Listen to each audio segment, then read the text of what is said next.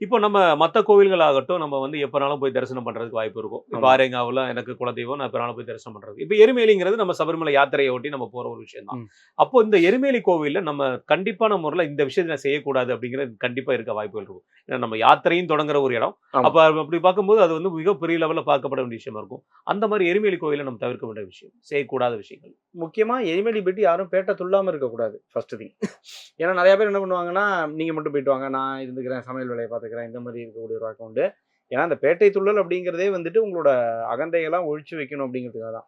அதுக்காக பேட்டை துள்ளணும் அப்படிங்கிறதுக்காக போய் அங்க போய் டான்ஸ் தான் ஆடணுங்கிற அவசியம் கிடையாது. அது வந்து ஒரு மெய்மறந்த நிலை.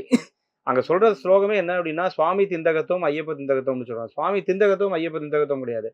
சுவாமி எண்ணகத்தும், ஐயப்பன் நின்னகத்தும் ஆ. அப்படின்னு அர்த்தம் ஓகே. மலையாளத்துல.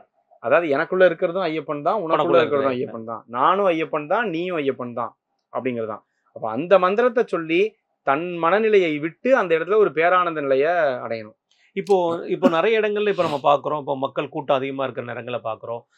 குளிக்க கூட ஃபெசிலிட்டீஸ் இல்லாத நேரங்களையும் பார்க்குறோம். ஆமா. பொடி இந்த மாரி விஷயங்கள் இருக்கு பார்க்குறோம். ம். அப்போ இந்த பேட்டத்தொழில்ங்கிற இடத்துல நம்ம கூட்டமா போம்போது நெறைய விஷயங்கள் நடக்கும்போது, திருப்பி குளிக்க முடியாத சந்தர்ப்பங்கள் நெறைய அமையுது. ஆமாமாமா. ஒருவேளை நான் பேட்ட துள்ளல அப்படிங்கிறது எருமேலி நம்ம வந்து சாஸ்தாவ வணங்கிட்டு தான் நம்ம யாத்திரைய தொடங்குறோம். நிச்சயமா. இல்ல நம்ம எருமேலி சாஸ்தாவ வணங்கும்போது, லைட்டா அந்த இடத்துல போய் நின்னாலே, அதுக்கு உண்டான ஐதீகம் நமக்கு செல்லுமா? கண்டிப்பா, கண்டிப்பா சொல்லணும். அதான் நீங்க பேட்ட துள்ளணும் அப்படின்னா, நீங்க அந்த மாரி கலர் பொடியெல்லாம் தூவிட்டு தான் துள்ளணும் அப்படிங்கிற அவசியம்லாம் கிடையாது. அந்த பேட்டை சாஸ்தா கோயில்லேருந்து அந்த ஸ்லோகத்த சொல்லிட்டே இதுவரைக்கும் நடந்து வரணும். அவ்வளோதான். அவ்வளோதான். வந்து ஸ்நானம் பண்ணிட்டு, கிராத சாஸ்தாவ தரிசனம் பண்ணிட்டு, அவர்ட்ட உத்தரவு வாங்கிட்டு அந்த பெரிய பாதைக்குள்ள போணும். இன்னும் நான் ஒண்ணு என்ன சொல்லுவேன் அப்படின்னா, நீங்க சின்ன பாதையில இப்ப நெறைய பேர் சின்ன பாதையில போறாங்க. இப்ப அப்படி போனாலும் எரிமேலி போயிட்டு போங்க அப்படின்னு சொல்றோம். ம். அப்பதான் அந்த பலன் கிடைக்கும். உங்களுக்கு அந்த யாத்திரைக்கான பலன் வந்து பலன் நீங்க கிடைக்கும். எரிமேலி போய் போனா தான் கிடைக்கும்.